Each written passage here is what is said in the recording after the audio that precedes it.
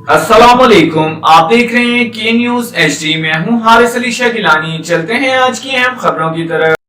ताज़ा तरीन खबरों के लिए हमारे साथ रहिए। सयाल शरीफ के साहबजादा शमसुल हक के 3 नवासों को तोशा शरीफ में जहर दिया गया, तीनों जाँ बहक हो गए।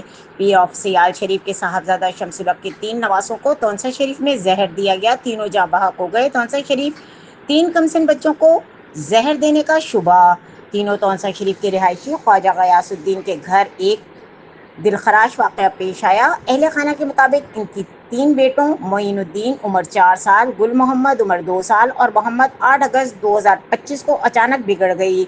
बच्चों को फौरी तौर पर THQ अस्पताल तोनसा मुंतकिल किया गया, जहां गुल मोहम्मद दम तोड़ गया। बाकी 2 बच्चों को तशवीशनाक हालत के पेश नज़र मुल्तान चिल्ड्रन हॉस्पिटल रेफर किया गया।